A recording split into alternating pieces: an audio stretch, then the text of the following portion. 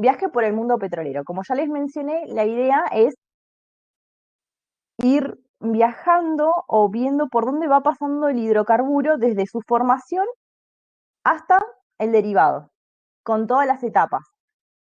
Cada etapa eh, es, tiene manuales, es muy profunda, se puede estudiar, podemos estar horas hablando de cada una de las etapas. La idea es contarles básicamente qué consiste cada una de ellas, como para que ustedes tengan un vistazo, pantallazo de lo que sucede en la industria. Entonces vamos a arrancar con un debate que es emblemático y quizás es el punto donde arranca todo o poder entender de dónde viene el hidrocarburo. Dice, el petróleo proviene de los dinosaurios. Y yo les pregunto, ¿mito o realidad? Es mito. Y lo voy a dejar bien en claro porque por ahí entra en confusión y como uno habla de que el petróleo proviene de la materia orgánica y habla de los dinosaurios por la época y demás, entonces suele confundirse o en la cotidianidad escuchar personas que digan, sí, si vienen de la materia orgánica, provienen de los dinosaurios, pero no, es mito.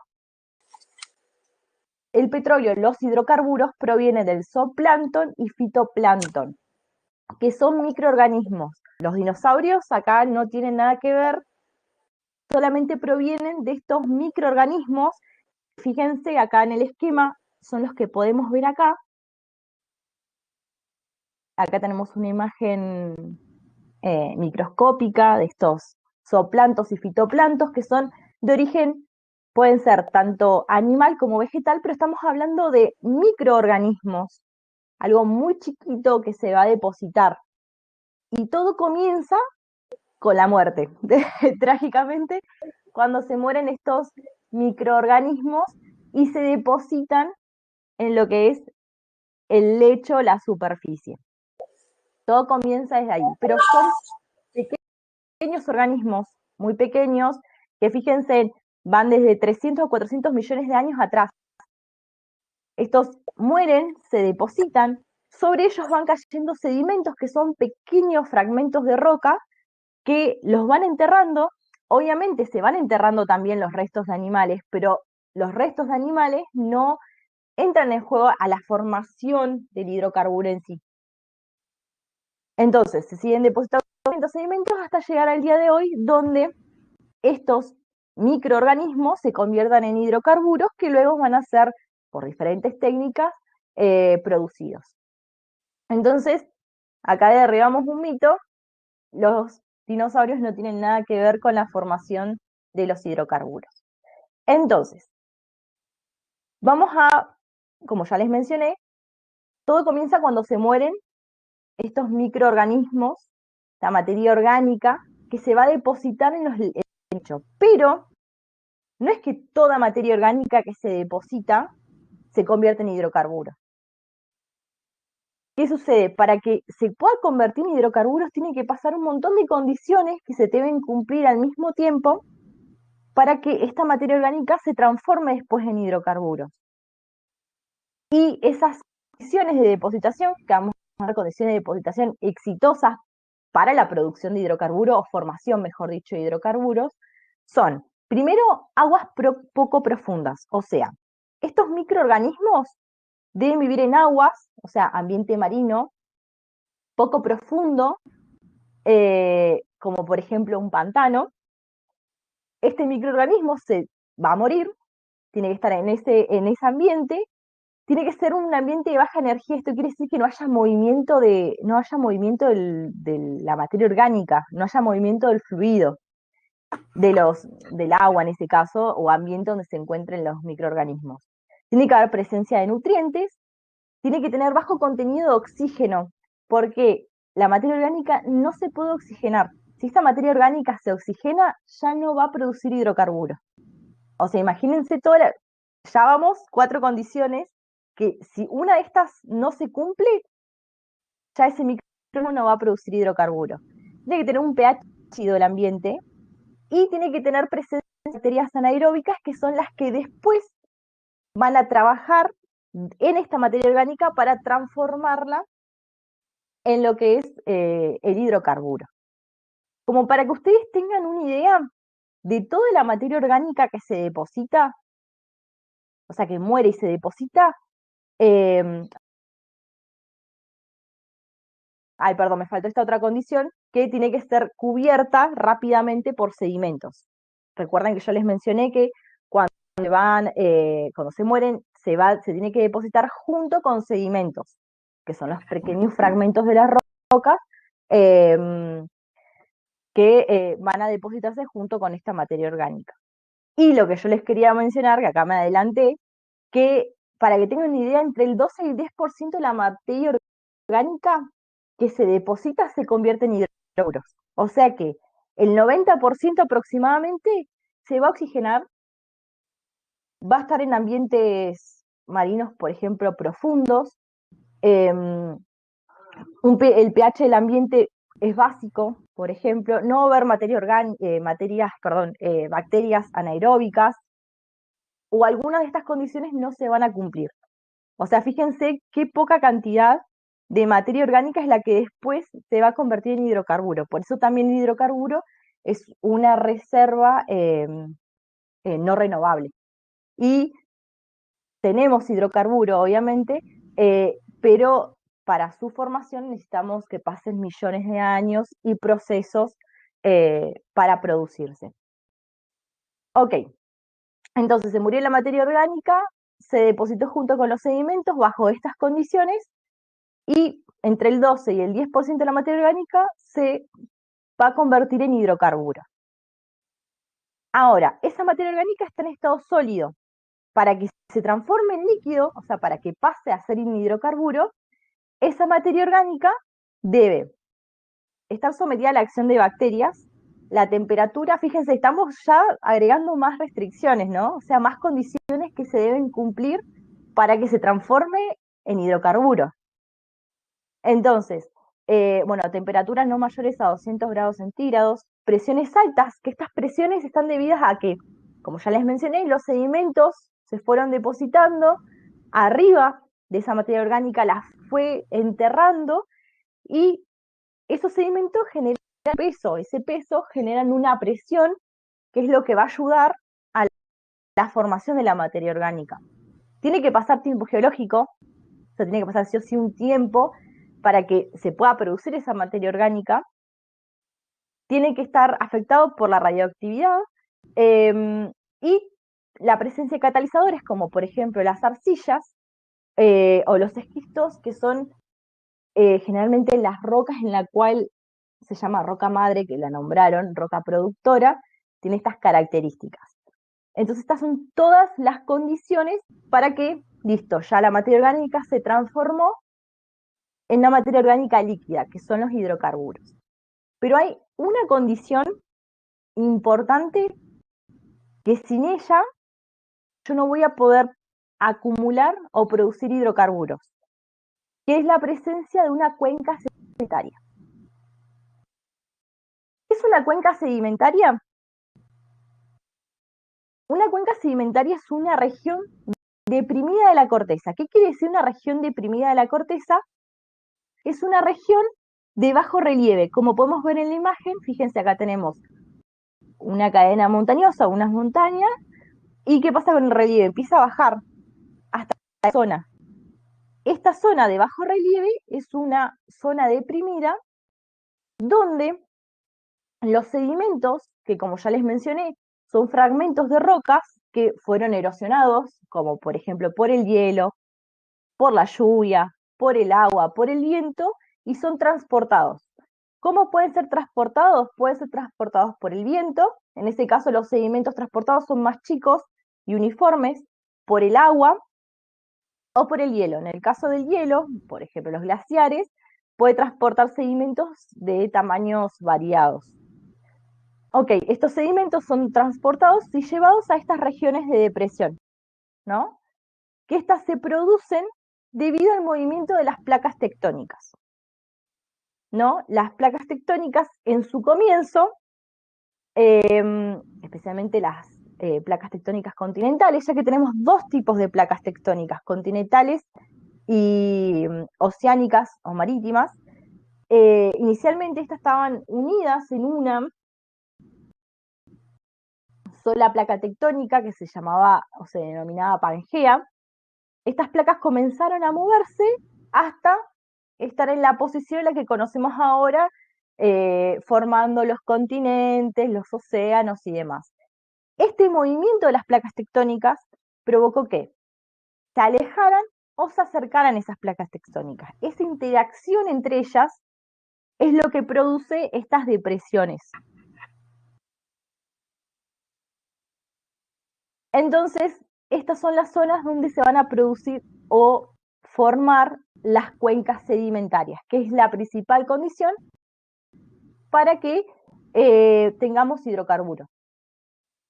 Entonces, acá les quiero mostrar, fíjense, este es un planiferio que podemos ver con verde las cuencas sedimentarias onshore, que son las que se encuentran dentro del continente. Cuando hablamos de onshore, hablamos de dentro del continente, y offshore, que es en la zona marítima o fuera del continente.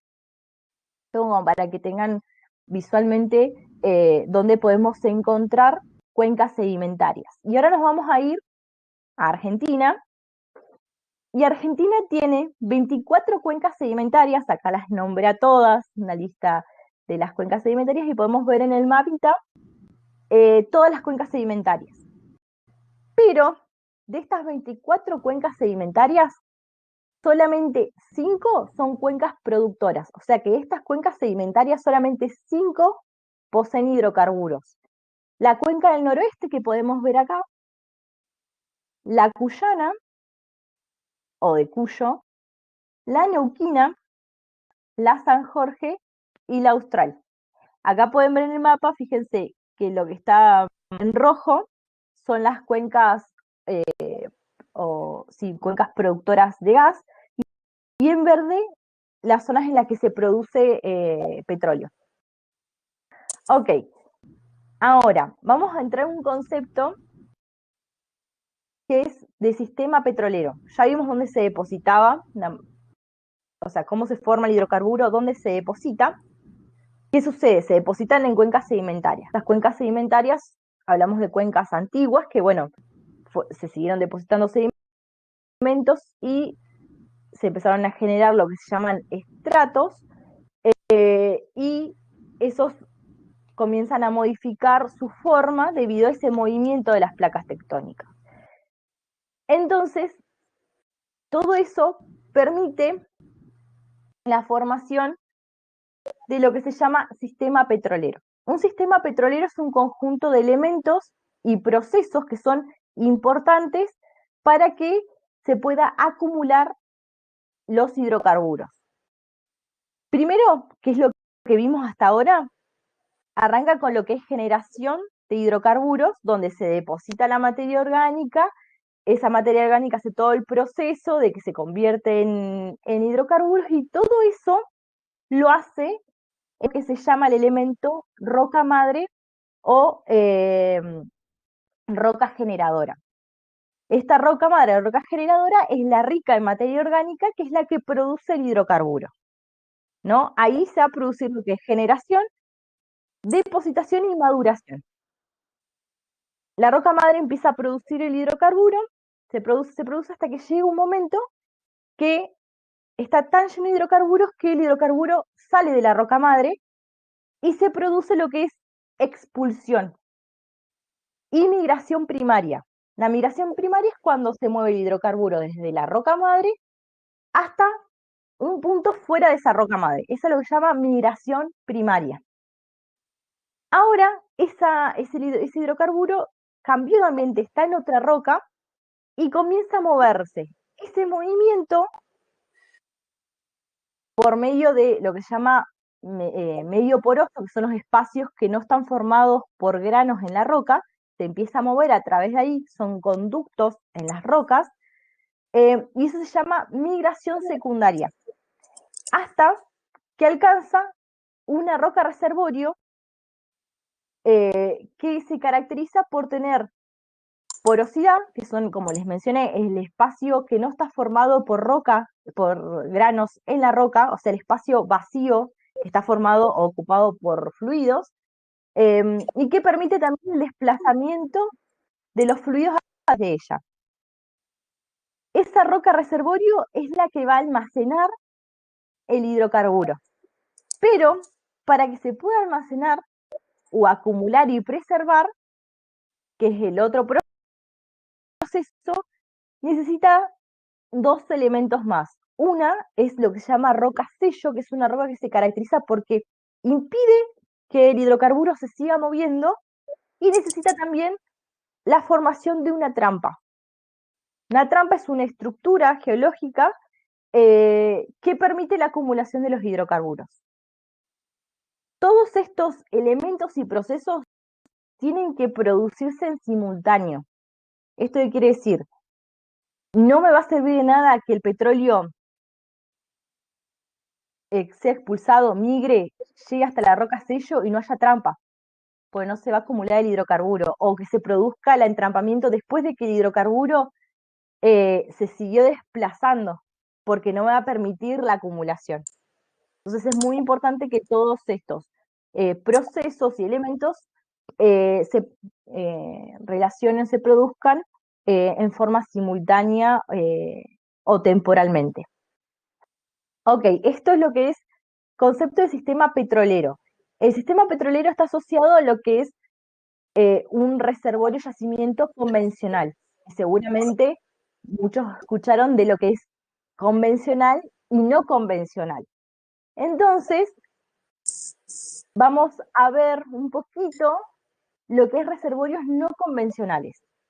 Un reservorio no convencional son aquellas acumulaciones de hidrocarburos que no se pueden explicar con el sistema petrolero anterior. O sea, o me falta algún elemento o algún proceso que permitió la acumulación del hidrocarburo, pero no de la forma convencional que conocemos. Hay dos que son los más conocidos, o que seguramente escucharon, que son los shale y tight. Esos son los más conocidos en Argentina, reservorios no convencionales. ¿Son los únicos? No. Tenemos un montón de tipos de reservorios que se llaman no convencional. Acá en Argentina esos son los más conocidos. Y seguramente el que más conocieron es shale. ¿Qué característica tiene? Que la roca madre es la roca reservorio. Entonces, ¿qué sucede? La roca madre va a generar el hidrocarburo y además lo va a almacenar. Y a diferencia del TAI, como para que ustedes tengan una idea de la diferencia, el TAI es una roca que tiene una porosidad, permite almacenar, pero no se cumplen los procesos que se cumplen en un sistema petrolero. Como por ejemplo, si tengo en un reservorio, tengo una sección que, bueno, acá en este, por ejemplo, se puede ver, fíjense, esto rojo es petróleo. Pero fíjense que acá no tengo petróleo. Esto quiere decir que hay un cambio en las características de la roca que me permitió almacenar solamente el petróleo en esta zona. Entonces, no está en la roca madre, porque migró, viajó, pero la característica de Altai es esa. Ok, esto es como para que tengan una idea, como ya les mencioné, hay un montón, de hecho en esta imagen nombra varios reservorios no convencionales, pero los más característicos en Argentina son estos dos. Y acá como para que tengan una idea, tenemos un planiferio con trillones de pies cúbicos producidos de gas, pero en reservorio shale. Fíjense que Argentina está tercera en producción de gas. China primero, Estados Unidos, y fíjense los valores que maneja Argentina. Por eso es tan reconocido a nivel mundial lo que es Vaca Muerta. Y como para que tengan una idea, ya yéndonos al país, fíjense acá tenemos las diferentes formaciones que son shale y cuántos pies cúbicos, trillones de pies cúbicos produce gas. Fíjense que Vaca Muerta es la que mayor produce, 302 trillones de pies cúbicos. Le sigue acá Los Molles, Inoceramus después, y Aguada Bandera por último.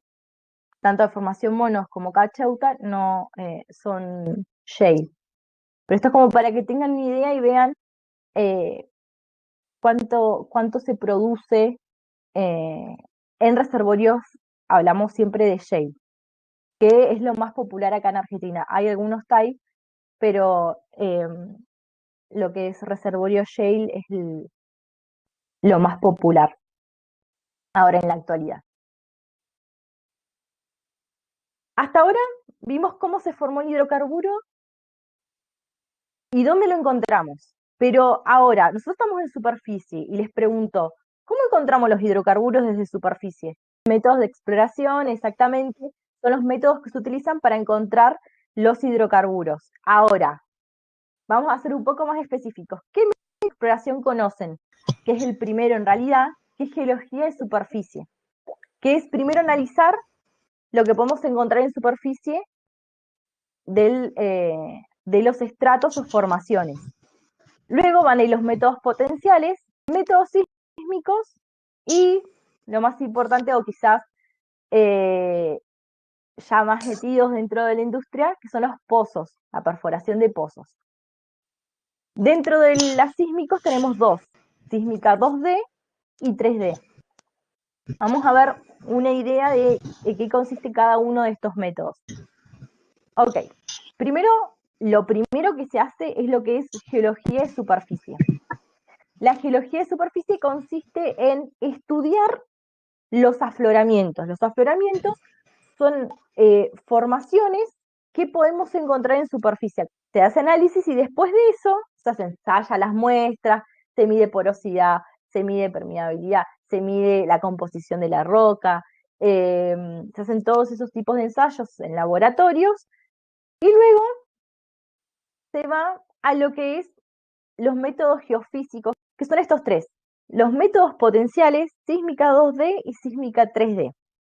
Los que siguen la continuación de la parte de geología de superficie son los métodos potenciales. Acá se los voy nombrando en el orden que se hacen en la industria. Estos métodos potenciales lo que hace es determinar los contactos de las diferentes formaciones. Formaciones son rocas con diferentes características y lo que hace es, mediante una diferencia de densidades, determinar la superficie de contacto de estos formaciones de estratos. Me quedó media chica la imagen, pero si ustedes pueden ver, por ejemplo, acá tenemos una roca determinada y acá tenemos una arena. Entonces acá fíjense que hay una diferencia de densidad. Entonces, este método potencial me va a marcar dónde hay esa diferencia de densidad. Lo mismo que acá tenemos lo que no quiero meterme mucho eh, en este mundo porque que es una trampa, que es un lomo salino, no los quiero confundir tanto, y fíjense que, bueno, obviamente hay un cambio de densidad y se puede registrar mediante los métodos potenciales. Eso es lo que se hace. Entonces ya ahí, de saber qué rocas tengo, voy al subsuelo en superficie y mido las densidades y puedo determinar que hay cambios de densidades en el subsuelo, ¿no? Entonces eso ya me va a empezar a dar una idea de qué es lo que tengo. Después de eso, se hace lo que es sísmica 2D. La sísmica 2D consiste ya, es un método más profundo y ya nos va a dar una visión más, más específica de lo que tenemos. Ahora lo voy a desarrollar un poquito más, todo lo que es sísmica 2D. Después, pozos exploratorios y por último, sísmica 3D. Acá hay un dilema con el orden de estos dos. ¿Por qué? Con la sísmica 3D yo voy a poder tener mucho más información, obviamente que la 2D, y bueno, esto está en discusión cuál se hace primero. Esta es más cara, por eso generalmente se hace el pozo y después la 3D, aunque que este ya a criterio mío, la realización de una 3D antes permite dar como una visión mucho más detallada y quizás no vamos a tener tanto error o no va a haber tanto error en la realización de este pozo, porque sí, como todo, hay errores a veces y se hace pozos donde no se deben hacer. eh, pero bueno, eso ya es criterio ya de la empresa. Ok, entonces estos son todos los métodos que se realizan y como podrán ver en orden temporal. Y por último, una vez que se hacen los pozos de desarrollo o avanzada, que es cuando ya voy a producir. Este primer pozo que es exploratorio es para saber qué es lo que tengo en el subsuelo y con esto ya de desarrollo ya voy a producir y sacar el hidrocarburo. Entonces vamos a profundizar en lo que es la sísmica. La sísmica consiste en un equipo que obviamente en superficie se hacen mediciones desde superficie y está formado por una fuente de energía que puede ser un explosivo o camiones vibratorios que poseen acá, si pueden ver, una plancha que se baja al suelo y se lo hace vibrar, ¿no? Eso emite ondas que van a viajar a través del subsuelo, como pueden ver acá, y esas ondas van a reflejarse en los contactos de los estratos, ¿no? Como podemos ver acá. Acá tengo un estrato o una formación, acá tengo otro. En esa interfase se va a producir la reflexión. Algunas se van a reflejar, otras se van a transmitir, van a pasar, pero van a reflejarse en el otro. Esas ondas van a ser captadas por este tendido que está formado por geófonos. Geos son receptores o instrumentos que permiten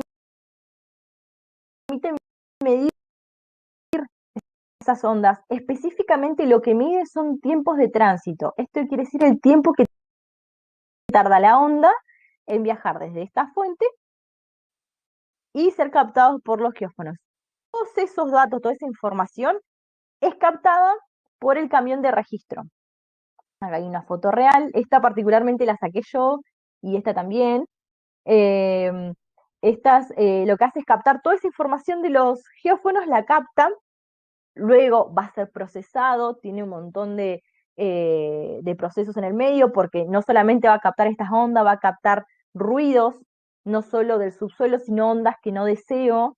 Entonces todo eso se lo trata, se lo analiza, se lo eh, trabaja para obtener después lo que es la sísmica o el producto final de la sísmica. Esto es en el caso de tierra. En el caso de mar, el principio de funcionamiento es el mismo, la única diferencia son que tengo cañones de aire, que son la fuente de energía, en lugar de tener geófonos tenemos hidrófonos, y la señal es transmitida al satélite y luego es llevado a un barco registrador eh, que va a tomar o captar toda la información. Acá podemos ver los geófonos, con el streamer se llama el tendido donde se tocan. Fíjense que el principio de funcionamiento es el mismo, genera energía, viaja, tanto por viaja y es reflejado en las diferentes interfaces o planos de contacto con los estratos o formaciones. Y acá tenemos el producto de la sísmica. Fíjense lo que podemos ver. Esto es de Entre Lomas. Este es el registro sísmico. Y fíjense que se puede ver o determinar cómo son las formas de las formaciones o estratos en el subsuelo. Fíjense, este es el esquema real. Esto es lo que podemos encontrar, lo que, o sea, podemos encontrar lo que nos da o tiene el resultado de la sísmica 2D. Y después está la sísmica 3D, que particularmente es sobre una línea, la sísmica 2D, y la sísmica 3D lo que utiliza es una cuadrilla, y en lugar de tener una sola línea tenemos líneas paralelas y perpendiculares. Y el resultado que voy a obtener ya es un cubo. Fíjense que podemos ver con mucho más detalle cómo es la forma tanto del relieve como los estratos en su interior. No, esto vendría a ser lo que es sísmica 3D. Fíjense que acá ya nos da un vistazo de lo que tenemos. Y lo que podemos determinar o hallar son los estratos o las trampas donde pueden haber hidrocarburos. Después, con el análisis, asociándolo siempre, esto va en conjunto, ¿no? Asociándolo o correlacionándolo con los datos geofísicos y los geólogos y la geología de superficie, podemos determinar en qué formación tenemos, es un reservorio y puede haber hidrocarburos, y en base a eso, dónde perforamos. La otra etapa, que esto realmente es un mundo, literalmente cada etapa de la perforación, un manual de cada una de las cosas, cada etapa es un mundo aparte. Les voy a tratar de mostrar como para que tengan una idea de cómo se perfora un pozo. Los pozos se pueden perforar tanto en mar, o sea, en perforación marina, o en superficie. Y los tipos de pozos se los puede clasificar de acuerdo a su función, que ya nombramos algunos: pozos exploratorios o explorador, que es el primer pozo que se realiza para poder encontrar hidrocarburo. Se pueden hacer miles de pozos hasta encontrarlo, hasta encontrar uno que diga, acá hay hidrocarburo, perforé y encontré hidrocarburo. Buenísimo. Ahora voy a hacer más pozos que se llaman de extensión. Los de extensión lo que va a hacer es delimitar cuál es el área donde tengo hidrocarburos. Por ejemplo, si tengo acá, suponemos que este es un pozo exploratorio, explorador, encontré hidrocarburo. Buenísimo. Ahora yo quiero saber esta área cuál es. Todo esto es hidrocarburo. Entonces necesito saber esta área. Entonces empiezo a hacer pozos, pozos, pozos, hasta encontrar o delimitar mi reservorio. Una vez que lo delimité, lo tengo que producir, lo tengo que sacar. Entonces utilizo los pozos exploratorios, de explotación o de producción. Los de explotación o producción, la finalidad es producir el hidrocarburo. Y por último, tenemos los pozos que son de avanzada, que lo que me permiten es desarrollar más el reservorio. Se llama de avanzada o desarrollada. Ok, esto es como para que tengan una idea, que obviamente no se realiza un solo pozo, sino que se realiza más de uno y con diferentes finalidades. Ok, acá hay una imagen como para que tengan una idea de la cantidad de equipos y herramientas que entran en juego en la perforación. Esto es una foto real. Este es un sistema de perforación tradicional con mesa rotary. Está formado por un conjunto de sistemas. Se los voy a nombrar como para que ustedes tengan una idea: el sistema de izaje, que permite subir y bajar la herramienta; el sistema de seguridad, que permite controlar las presiones en el pozo. Seguramente lo han escuchado, uno de los principales componentes es la BOP. El sistema de circulación de lodo, porque yo cuando perforo utilizo un fluido que se llama lodo de perforación, y este sistema de circulación de lodo permite circular el lodo y acondicionarlo.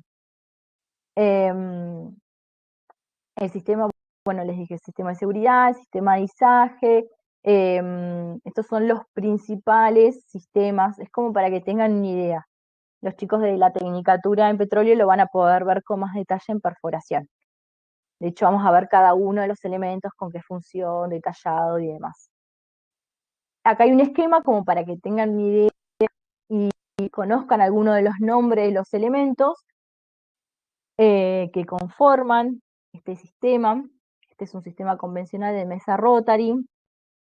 Hay otros métodos para perforar también, que bueno, como la idea de esta charla era tener un pantallazo de lo que se produce o cómo se produce el hidrocarburo desde el comienzo hasta el fin. Les muestro pero como para que tengan una idea, si ustedes quieren buscar, se puede producir perforar, con coil tubing, con sistema de turbina, el sistema, esos tres sistemas son los más utilizados. Quizás el más común es el convencional. Y ahora les traje como para que vean y tengan una idea, porque dentro de la perforación hay varias etapas que no quiero dejar de mostrarles. Voy a compartir un video. La verdad que me gustó mucho porque es un esquema bastante claro, una animación bastante clara de cómo se perfora. Acá tenemos el sistema de perforación, que es sistema rotatorio con mesa rotary. Fíjense, está formado este elemento de acá, se llama trépano, que permite cortar la roca, triturarla, y por su interior, acá tengo conectado, es una sartén, y por su interior circula lo que se llama lodo de perforación, que tiene muchas funciones: refrigera la herramienta, permite mantener los sólidos en suspensión, puede llevar el cutting, que es el recorte de la roca a superficie. Algunas de las funciones, tiene miles, y comienza a perforar. Yo acá estoy perforando la roca hasta cierta profundidad. El pozo se lo estructura en fases, se llama. No se perfora de una hasta la profundidad, se va haciendo por tramos. ¿Qué se hace después de perforar un tramo? Se baja lo que es una tubería de cemento, de acero, y se baja lo que es cemento y se instala esto que vemos acá, es el cabezal que va a sostener el casing, y lo que se encuentra arriba es la BOP. Y se hace eso a profundidades que son analizadas y estipuladas previamente, y se va perforando y bajando esta cañería. Con cada cañería se coloca lo que podemos ver acá, que es un cabezal que va a sostener el casing, y se coloca esta, que es la BOP, que mantiene el pozo, mantiene las presiones del pozo controladas, las presiones. Perforo, el procedimiento es lo mismo, perforo bajo el casing, se llama tubería de revestimiento, cemento. Todo esto, diferentes fases, hasta llegar a la fase final, que es donde alcanzo la formación productora. Cuando alcanzo la formación productora, que es lo que podemos ver acá, bajamos, yo esto cementé, está todo cementado, o sea que no está conectado. Lo que va a hacer es, se hace unas perforaciones o punzados, la cual habilitan o conecta, mejor dicho, el reservorio con el pozo, y se instala, no necesariamente se instala esto, que es lo que se llama árbol de Navidad o Christmas tree, que ahora lo vamos a ver un poquitito, para empezar a producir. Estas son las etapas de perforación. Cada etapa es un mundo, la parte de la BOP, se hace lo que es control de pozo. Entonces es una, como para que ustedes tengan una idea, cómo perforo el pozo. Ok, yo perforé el pozo, bajé hasta la roca reservorio, hice los punzados, conecté reservorio con el pozo, ¿no? ¿Y ahora qué tengo que hacer? Tengo que producir, pues es el objetivo, sacar el hidrocarburo del fondo, ¿no? Ya estamos hablando de un pozo en producción, ¿no? Un pozo de explotación, ¿no? A todo esto, como ya les mencioné, no se hace un solo pozo, se hace varios pozos hasta llegar a este pozo, que es el que se tiene que tener, de hecho, mucho cuidado en la parte de lo que es cementación, eh, porque tiene que estar muy bien cementado, porque el pozo me tiene que mantener, o tiene que mantener durante mucho tiempo, porque tengo que producir lo más que pueda con ese pozo. Diferentes formas de producir. La primera es como pozo fluyente, y se utiliza lo que ya les mencioné, que es el árbol de Navidad o Christmas tree, que es un conjunto de válvulas que lo que hace es regular solamente cuánto petróleo o hidrocarburo, mejor dicho, llega a superficie. El pozo fluyente particularmente produce naturalmente. Esto quiere decir, el reservorio tiene suficiente presión y el fluido se mueve sin necesidad de agregar la energía a superficie, ¿no? El árbol de Navidad o Christmas tree lo que hace es regular cuánto petróleo llega, ¿no? Porque yo tengo una capacidad determinada de producción. No puedo producir lo que dé, ¿no? Eso está estudiado y estimado rigurosamente cuánto es lo que tengo que producir por día y demás. Además estudia también cuánto tiempo voy a producir eso, cómo va a caer la presión y el caudal. Todo eso está estudiado, se estudia mediante ensayos de pozos, se obtiene esa información. Ese es un método. Otro método es bombeo por gas lift, que consiste en bajar una sarta de válvulas y se inyecta en estas válvulas que podemos ver acá gas. Entonces lo que hace eso es alivianar la columna de fluido que tengo acá, o sea, quiere decir que la columna de fluido que tengo acá genera una presión, ¿no? Yo necesito que esa presión sea mínima o menor. ¿Para qué? Para que permita mover el fluido a superficie. Este es un método de bombeo. ¿Se puede usar siempre? No. Tiene ciertas limitaciones y momentos en la cual se puede utilizar. Eh, y también tiene, obviamente, aparte de limitaciones, tiene sus ventajas de utilización. Después otro método que quizás es el que ustedes por ahí conocen o más han visto, porque en la ruta se ven estos equipos, es bombeo mecánico, ¿no? Bombeo mecánico consiste en extraer el hidrocarburo mediante una bomba que se coloca en superficie. Lo que podemos ver es la A y B, que es la unidad de bombeo en superficie, que es lo que generalmente vemos en la ruta.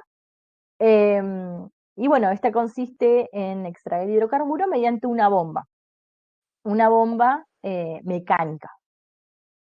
Otro método es el bombeo por cavidades progresivas, que también se baja una bomba, pero particularmente la bomba, fíjense, tiene esta particularidad, está formada por lo que se llama rotor, que es la estructura externa, y el estator, que está en el interior. Y forma, si pueden ver acá, estos espacios o huecos que se llaman cavidades.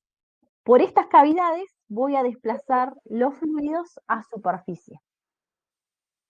Y por último, tenemos bombeo electrosumergible. También bajamos una bomba, pero la particularidad de esta bomba es que tiene una serie de etapas que le generan potencia a la bomba y permite subir o elevar el fluido por la bomba. Es el principio de funcionamiento de lo que es bombeo electrosumergible. Como ya les mencioné, cada uno tiene sus limitaciones, tiene sus condiciones de uso, por así decirlo, momentos en los cuales se puede utilizar y cuáles no, y lo que es económico también influye, el aspecto económico. Hay algunos equipos que son más caros que otros. Entonces todo eso es evaluado a la hora de elegir cuál es el método de bombeo a utilizar. Entonces, wow, ya avanzamos bastante, ya sacamos el hidrocarburo de superficie, lo tenemos, ya lo sacamos, lo producimos. Lo producimos. ¿Y ahora qué hacemos? Igual el primer paso que en realidad lo quiero mencionar porque se utilizan, que son los pasos intermedios, es almacenamiento. Yo voy a producirlo y lo voy a almacenar, ¿no? Después de almacenarlo, que obviamente lo voy a almacenar lo que llaman tanques, cada tiene una característica particular, dependiendo del fluido que produje, ¿no? Si tiene más o menos gas, si quiero mantener ese gas o no. Depende de eso, tengo elijo cuál va a ser el tanque que voy a almacenarlo. Y después de eso voy a lo que es tratamiento de crudo. Y ahí lo separo. Entonces, la pregunta es, ¿qué producimos? Agua, petróleo y gas. Pero junto con esos tres, no voy a tener solamente esos tres, voy a tener lo que se llaman contaminantes. Son elementos que no quiero tener, ¿no? Pero que están, obviamente, que son sales, que van a venir acompañando al agua, ácido sulfúrico, que este es peligroso. De hecho, hay detectores de ácido sulfúrico en el pozo, no solamente es peligroso, o sea, es peligroso para las personas, entonces, nada, se tiene que tener cuidado a la hora de producir con este tipo de, si se produce con este tipo de fluidos, y obviamente se tiene que tratar después. Y dióxido de carbono también es un contaminante que me interesa sacarlo, lo quiero sacar. Entonces, vamos a la primera etapa, que es la que dijo su compañero, separación de fases. Voy a separar esas tres fases primero. O sea, yo tengo los fluidos, los separo. Petróleo, gas y agua. ¿No? Una vez que los separan esos tres, me voy a quedar con el petróleo nada más, porque tanto el gas como el agua va a ir en las plantas de tratamiento de cada uno. Tanto el gas como el agua tiene su planta de tratamiento. En el caso del agua, se la trata para poder reutilizarla después para inyectarla nuevamente en el pozo. Se le saca todos los contaminantes, sales, se la condiciona y se la reutiliza para inyección. Y en el gas, lo que se hace es también tratarlo, sacar los cortes que podemos utilizar para la venta y el resto utilizarlo para, por ejemplo, el sistema de producción gas lift, que como ya les mencioné, inyectamos gas, entonces usamos gas que ya que sacamos de otro pozo, ¿no? Esa es la idea, que el ciclo se mantenga, ¿no? Ok, me quedo con el petróleo y ¿qué hago? Entonces hice la primera separación de fases, pero algo de agua le va a quedar, entonces lo voy a deshidratar. Hay diferentes métodos, esto se los menciono como para que ustedes tengan una idea. Es free water, que separa el agua por gravedad, literalmente tanque, dejo en reposo el fluido y separo por diferencia de densidades. Calentadores, caliento para poder separar las fases y sacar el agua. O tratadores electrostáticos, que utiliza lo que es la electricidad para generar un campo y poder extraer. En realidad lo que hace es juntar las gotitas de agua, junta las gotitas de agua, genera una gota de agua un poco más grande, entonces eso permite que caiga por gravedad. Eh, entonces de esa manera termino de deshidratar el petróleo. Yo ahora mentalícense que estoy trabajando solamente con el petróleo. Tanto el gas como el agua se fueron en las plantas de tratamiento correspondientes. Bueno, saqué el agua y ahora hago lo que es desalado, le saco las sales. ¿Por qué hago primero deshidratación y después desalado? Y porque me va a convenir, si yo saco primero las sales, hidrato, voy a estar mucho el desalado, entonces me conviene, saco el agua que puedo sacar y lo que me queda de agua, le saco las sales. Y luego de eso, estabilizo y endulzo. Cuando hablo de endulzo, le saco el ácido sulfúrico. Cuando hablo de estabilizar, le saco le va a quedar algo de gases, pero mantengo su presión para que no libere gases, ¿no? Y sea peligroso. Si libera gases, aumenta presión, le aumenta la presión y bueno, es peligroso tanto para el transporte como almacenamiento. ¿Por qué necesito deshidratar, desalar? Como para que ustedes tengan una idea, tanto para almacenamiento como para transporte, hay especificaciones. Esto quiere decir, yo no puedo almacenar o transportar cualquier petróleo con cualquier cantidad de agua o de sal. Hay especificaciones, yo acá les voy a mostrar solamente una como para que ustedes tengan una idea, están disponibles, hay normas que determinan cuánta cantidad de agua y de sal puedo sacar. Y, por ejemplo, de transporte solamente puedo tener 1% de agua y sales 10 gramos sobre metro cúbico. Esto es lo único que me permite. Si yo tengo más de esto, no lo voy a poder transportar. Por eso también se hace todo este tratamiento, ¿no? Esto se hace previo al transporte y ese transporte, y ahora vamos a meternos a otra etapa, con ese transporte, ¿dónde hago? Yo, ¿qué hice? Almacené, traté, que ya lo tratamos, y ahora, bueno, separé el petróleo, el agua y el gas. El petróleo lo transporto a las refinerías, el gas a la planta de tratamiento de gas, como ya les mencioné, para condicionarlo y utilizarlo para inyección o para gas lift, y la planta de tratamiento también de agua. se lo utiliza para poder tratar el agua y llevarla a condiciones de inyección. Y se reutiliza para eso o para los lodos también. Ok, acá vamos a profundizar en refinería, que seguramente van a estar más interesados. Acá en Argentina tenemos gas y bastante. Lo más caro es el petróleo, o sea, siempre conviene, o lo que más hace ganar es la producción de petróleo.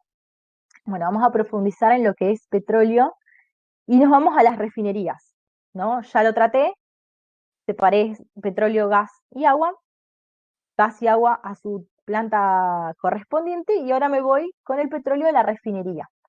Acá pueden ver una imagen de una refinería. La refinería tiene como principal objetivo poder separar los diferentes tipos de hidrocarburos, o sea, determinar lo que se llama, y van a escuchar, carburo, en la cual voy a poder sacar los elementos que luego voy a utilizar para... ¿Cómo lo saco? Por temperatura. Y acá les voy a mostrar un esquemita. Este es un esquema de una refinería. Voy a utilizar lo que se llama columna destiladora. Y lo que hago o lo que se hace con el petróleo es, no sé si podrán ver el cursor, a ver si puedo habilitar el plumero láser. Tengo el petróleo almacenado, lo transporto y me voy a hornos, lo voy a calentar y lo voy a evaporar completo. Y lo voy a meter acá a lo que se llama columna destiladora. Esta columna destiladora está formada por una serie que se llama platos, que lo que hace es lo siguiente. Acá tengo todos los hidrocarburos, vapor, los vaporicé, ingresan acá y a medida que se encuentran con estos platos, se van a condensar. ¿En qué orden? Los más pesados abajo y los más livianos arriba, ¿no? Entonces, a medida que va subiendo, se van condensando. Esto está diseñado de tal manera que condensen a una temperatura determinada y tenga el componente que yo deseo obtener. Por ejemplo, lo que voy a obtener primero, gasoil, queroseno, gas pesada y luego gasolina liviana. Y por último, gas, que se va a ir a la planta de tratamiento de gas. Y se le va a tratar y demás. Del gas puedo obtener lo que es propano y butano. Después de la gasolina pesada, se va a lo que es reformación catalítica. ¿Acá qué voy a hacer? Tanto en reformación catalítica, craqueo, destilación al vacío, ruptura de viscosidad, desulfurización. No es el mismo proceso, aclaro, pero el objetivo de estas plantas es eh, poder obtener los cortes que yo quiero, porque hasta ahora yo lo que hice fue de lo que tengo, separarlo, ¿no? Separarlo en gasoil, queroseno, gasolina pesada y gasolina liviana. Pero lo que sucede en la realidad es que yo quizás voy a necesitar o querer más naftas, por ejemplo. Entonces, ¿qué hago? Voy a transformar químicamente los productos para obtener el que yo más necesite. Entonces ahí se utiliza el croqueo catalítico, reforming o reformación catalítica, la ruptura de viscosidades, destilación y demás.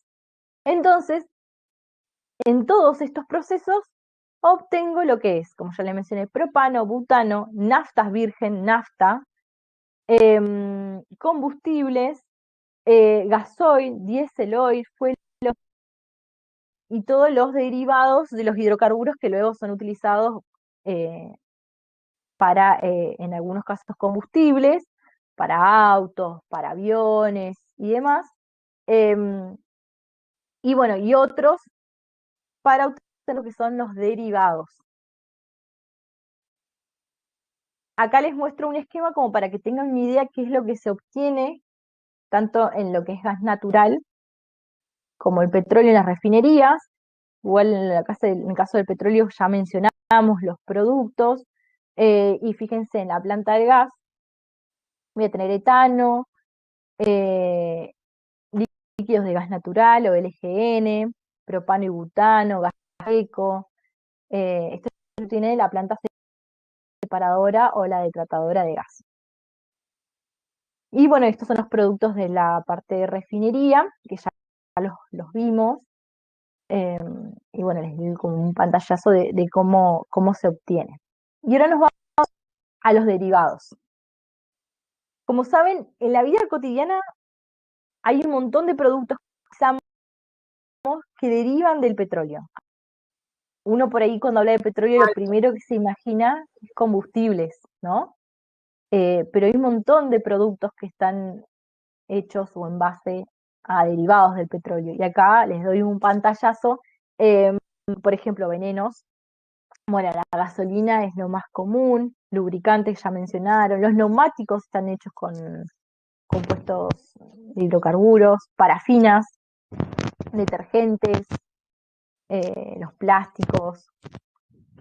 Fíjense que cada cosa que tenemos, que seguramente tenemos a nuestro alrededor, tiene algún componente derivado del petróleo. Por eso la importancia de la búsqueda, por eso están continuamente buscando hidrocarburos, están produciendo, obviamente no es que se pueda, ahí encontré y lo produzco enseguida, porque tampoco es así, necesito un espacio para poder almacenarlo, se estudia cómo se produce, la cantidad que voy a producir, o sea, está todo muy analizado eh, para que sea la forma de producción más óptima posible. Imagínense, no puedo producir una cantidad, eh, aunque tenga el almacenamiento, producir un y quedar almacenado ahí porque no se vende, por ejemplo, ¿no? Eh, es como un ejemplo de burdo, como para decirle que, bueno, está todo controlado y estudiado y medido en las empresas. Ok, ya llegamos al final de todo el viaje, llegamos a los derivados y a lo que obtenemos finalmente. Así que ahora va la parte, les hice algunas preguntas yo, pero bueno, ahora está el momento de preguntas de ustedes.